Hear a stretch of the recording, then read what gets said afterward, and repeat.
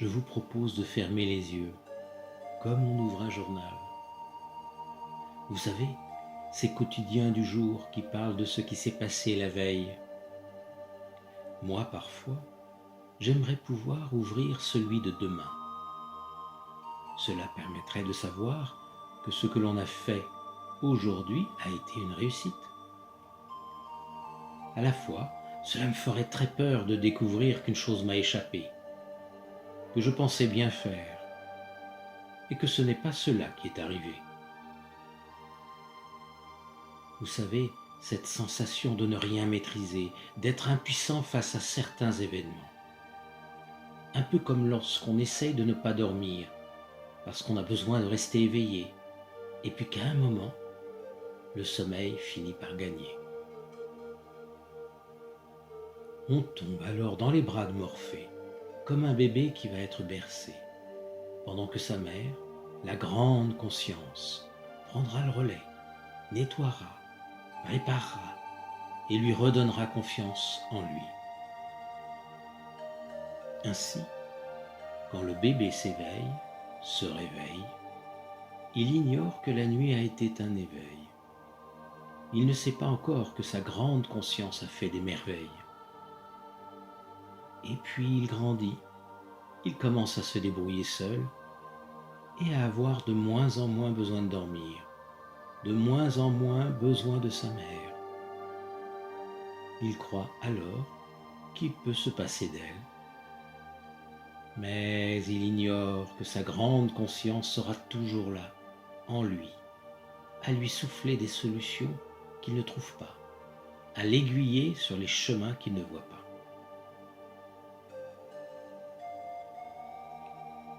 Et il arrive un jour, comme aujourd'hui, qu'il retrouve confiance en cette grande conscience, et même qu'il lui laisse carte blanche pour gérer ce qu'il ne sait pas faire. Et quand l'ex-enfant comprend que lâcher prise signifie passer le relais à la grande conscience, alors il se passe quelque chose de magnifique. Mais les mots ne sont pas assez puissants pour décrire l'ampleur de ce grand changement, car l'ex-enfant découvre alors la sérénité. Vous savez, ce genre de sensation qui nous donne tellement confiance qu'on oublie d'y penser. Et alors, on se rappelle qu'on ne se souvient de rien parce qu'on est bien. Ah oui, dans une séance de relaxation, il y a un moment où je dois vous confusionner. Oui, confusionner, vous dire des choses illogiques qui, pourtant, trouvent une logique sur un autre plan. Et je crois que le moment est arrivé. Si par exemple, je soustrais 3 à 483 et que je rajoute 18, multiplié par 2, moins 100. Alors il est possible que vous soyez en train de compter 483 moins 3 égale 480 et 480 plus 18 égale 498 et 498 fois 2 égale 996. Donc 996 moins 100 égale 896. Bon, jusque-là, vous me suivez. Corsons un peu l'exercice. Si je remplace les 8 de l'énoncé par des étoiles et que par les 4, elles deviennent des soleils, alors le résultat obtenu sera sensiblement égal à l'univers moins les autres planètes. Vous suivez, n'est-ce pas? Il ne faut pas décrocher, si vous voulez continuer à ne pas lâcher prise. Car quand les mots s'accrochent et se décrochent, les calculs deviennent savants.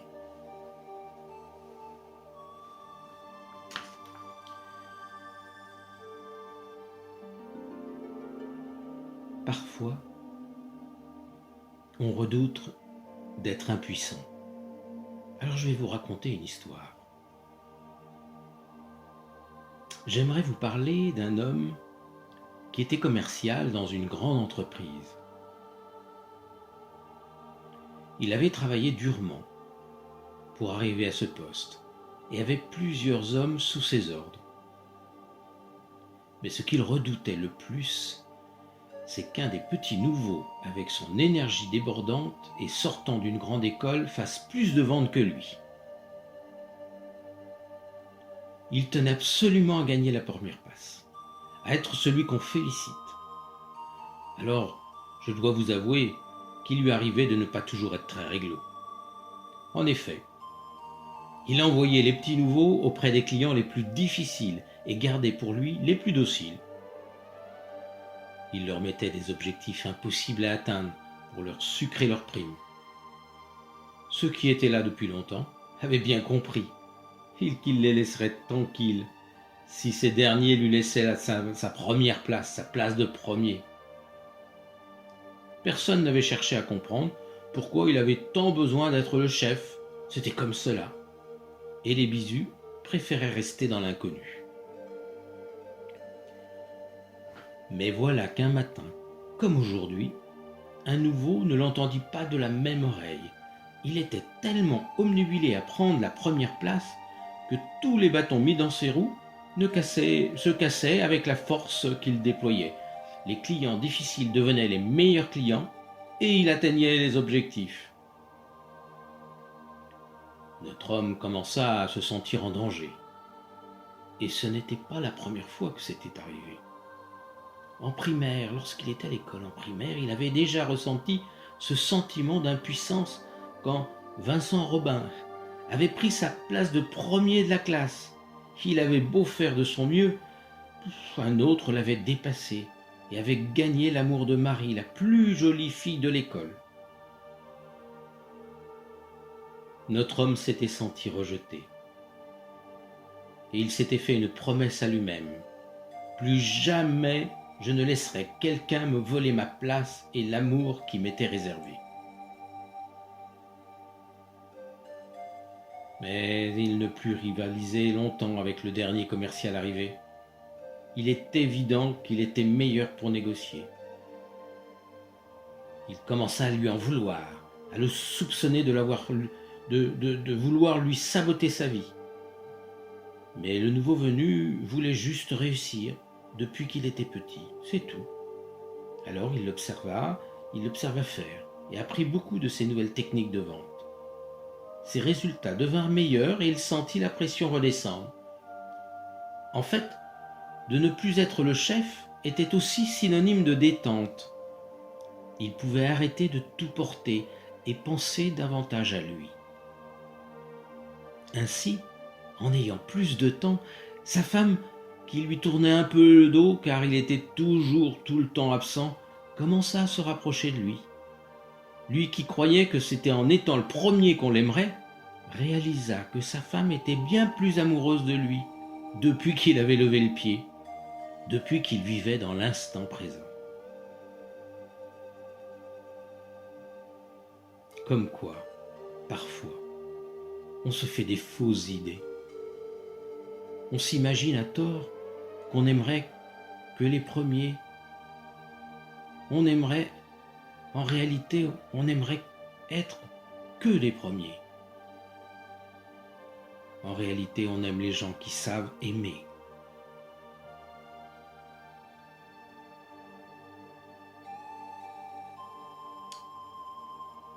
Une autre histoire, une histoire dans laquelle parfois le besoin d'être aimé en étant parfait.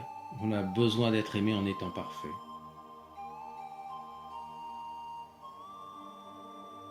C'est en 1689, un homme avait décidé de construire son château, tout seul, pour être sûr qu'il soit exactement comme il l'avait imaginé.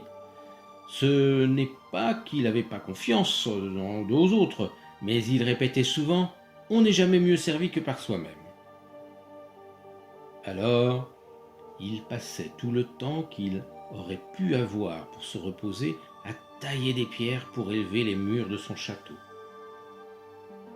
Il avait décidé qu'il ferait 30 mètres de haut, ce qui n'est pas une mince affaire pour un homme solitaire.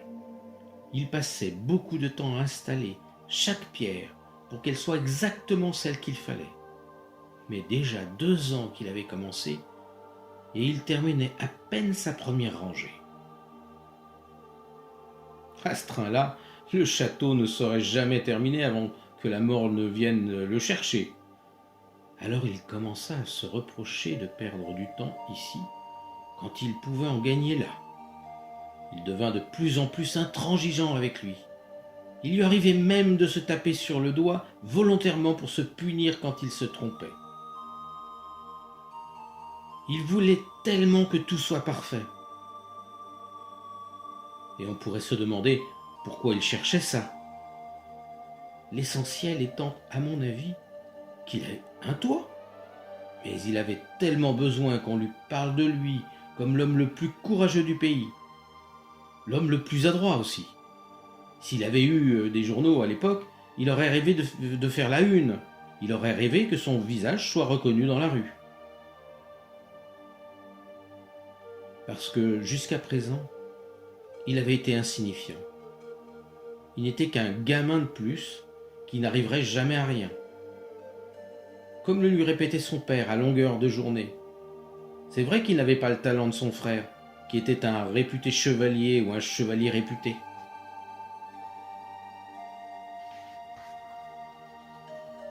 Mais voilà que, 10 ans plus tard, alors qu'il avait monté 12 rangées, une tornade emporta ce qu'il avait créé.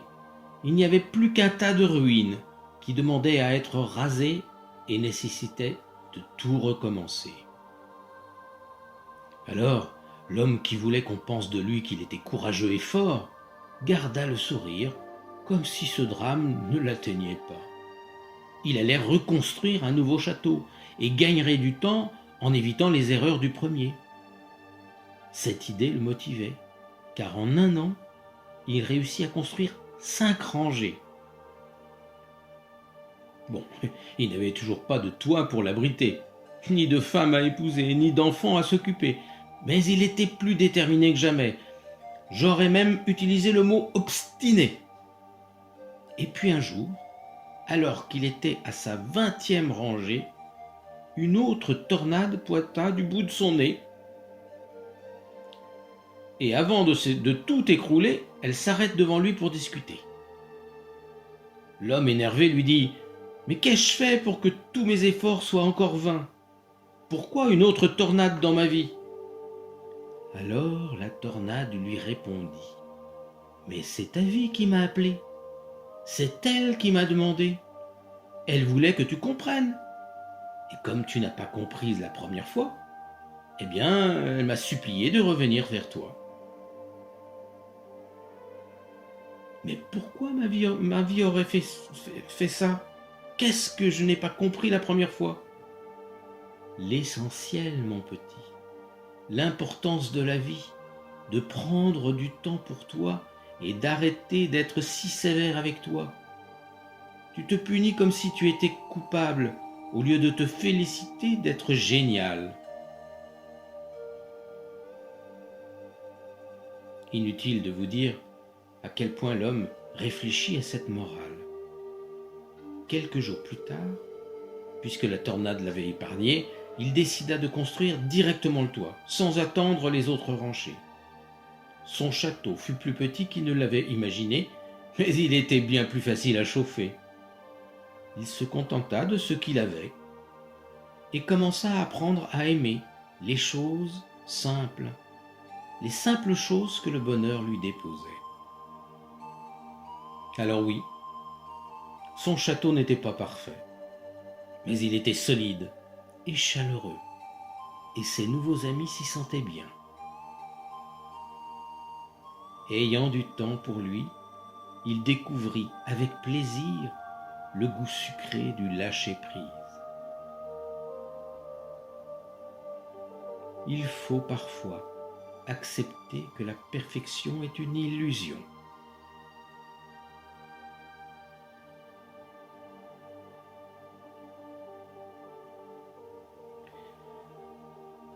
Je vais vous raconter une autre histoire. Une histoire dans laquelle parfois, à associer lâcher prise, on pense que c'est devenir faible. Il y a quelques années, un groupe d'alpinistes est tombé dans une crevasse. Les secours sont rapidement arrivés sur les lieux et ils ont dégagé 6 des 7 personnes. La 7e personne, un homme de 42 ans, était tombé un peu plus profondément. Les cordes des sauveteurs étaient trop courtes et il fallait s'organiser pour trouver la meilleure solution. Mais l'homme leur disait de s'en aller. Il voulait s'en sortir tout seul. Bien que ses lèvres fussent déjà bleues, tellement il avait froid, il avait suffisamment de fierté pour croire qu'il pouvait y arriver tout seul. Ses amis lui criaient « Ne sois pas stupide, laisse-les t'aider !» Mais pour lui, c'était abandonner, capituler, déclarer forfait, que de le laisser à une autre personne avoir le pouvoir de vie sur lui. Personne ne comprenait sa réaction. Il faut dire qu'elle était née d'un souvenir si inconscient, au moment même de sa naissance, où son petit corps avait tenté de s'extirper d'une autre grotte. Il ne se souvenait pas qu'il s'était débattu. Mais les contractions étaient si fortes que par moments, il était comme assommé, incapable de bouger. Et c'est à ce moment-là qu'il avait associé « Si je ne fais rien, rien. Si je ne fais rien, je souffre. Si je lâche prise, je deviens faible. » Il fallait absolument qu'il comprenne que lâcher prise lui avait permis de se reposer et de reprendre des forces pour mieux s'extirper. Lâcher prise lui avait permis de prendre moins de place pour se mettre dans le bon axe et sortir plus facilement. Il comprenait que le lâcher prise était une force et que laisser les secouristes faire leur travail comme le gynécologue l'avait fait allait et lui permettre de sortir d'ici en vie et de gagner une fois de plus le combat contre la mort. Oui, il allait sortir d'ici victorieux et vivant. Alors, que diriez-vous d'associer lâcher prise avec victoire et vie ?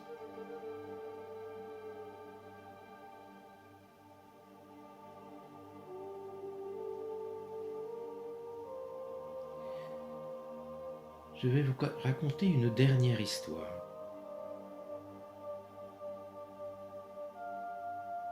Parfois, on ne fait confiance à personne, car on ne se fait pas confiance à soi-même.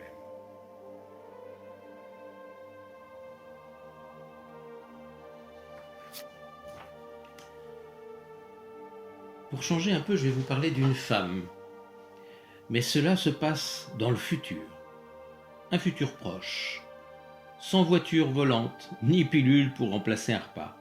Un futur qui pourrait avoir lieu demain, ou peut-être pas.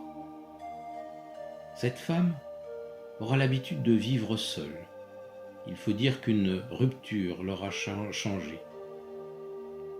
Elle préféra être seule que mal accompagnée. Mais étant une femme, il lui arrivera d'avoir peur. Un éventuel violeur ou un cambrioleur. Alors elle se rendra chez un armurier, elle demandera, tremblante, à acheter un petit pistolet. Elle trouvera gâchette à son doigt et s'entraînera sur des cibles au fond d'un bois. Cette petite arme la rassura et elle pourra sortir seule à des concerts ou à des cinémas. Elle vivra une vie quasiment normale. Mais un jour, comme demain ou après-demain, elle découvrira une petite fille seule face à un chien méchant qui grognera. Il lui montrera les crocs et la femme, pour défendre l'enfant, sortira son arme. Mais la petite fille lui criera « Non madame, ce chien n'est pas méchant !» Et l'enfant s'approchera de l'animal et réussira à le caresser. La petite fille aura suffisamment confiance en elle, en son amour, pour avoir confiance en lui. La femme se débarrassa de son arme et adoptera la petite fille. Elle prendra soin d'elle et l'enfant lui enseignera l'amour de soi. Avoir confiance en soi pour pouvoir faire confiance aux autres. Oh, j'ai encore envie de vous raconter une dernière histoire. Parfois, oui, on a peur de la mort. Quand j'étais enfant, il y avait un bois qui me séparait de mon école. J'avais deux choix, ou passer par la route qui contournait la forêt et qui me prenait 30 minutes, ou traverser la forêt et arriver en 10 minutes. Alors les plus pragmatiques se diront qu'en passant par la forêt, je gagnais du temps. J'évitais les dangers de voiture, je traversais la nature. Mais j'étais terrorisé à l'idée d'être seul dans la forêt. Je crois que les histoires de grands méchants loups m'avaient traumatisé et que j'avais peur de ne pas arriver entier de l'autre côté. Pendant longtemps, j'ai donc contourné la forêt, jusqu'à ce qu'un jour, je croise le loup assis au bord de la route qui m'attendait. Je me préparais à me faire dévorer, quand le loup s'est mis à rigoler et à me rassurer. Il m'attendait depuis des années pour jouer, et à la longue commençait à s'ennuyer. Il m'expliqua qu'en passant par la forêt, j'aurais été tous les matins 20 minutes pour jouer. À la marelle, au chat perché ou à 1, 2, 3 soleil, et qu'il adorerait jouer aux billes ou danser. J'avais un peu de mal à l'imaginer faire des pas chassés, mais nous avons finalement sympathisé. Je me suis rendu compte que ce qui me terrorisait était en réalité un super moment à passer avant de rejoindre l'autre côté. Toutes mes peurs se sont envolées. Les contes qui m'avaient traumatisé se sont effacés et j'ai pu traverser la forêt avec confiance et sérénité. Si vous saviez le nombre de personnes qui contournent les forêts, perdent du temps pour éviter de croiser qui vous savez, s'obstinent à vouloir tout contrôler pour finalement rencontrer le loup au bord de la chaussée. Dites-vous bien qu'il gagne à être présenté. Il est si gentil qu'il nous délivre instantanément de nos peurs. Maintenant, imaginez que vous êtes au volant d'une voiture. Rendez-vous compte qu'un voyant est allumé sur le tableau de bord. Il indique que le frein à main est toujours mis. Eh bien, desserrez-le, enlevez le frein. Maintenant, vous savez lâcher prise, faire confiance à la vie. Ce besoin de garder le contrôle s'est envolé. Imaginez-vous d'ici quelques jours, serein, épanoui, depuis que vous faites confiance à la vie. Vous faites partie des optimistes qui savent que le meilleur les attend.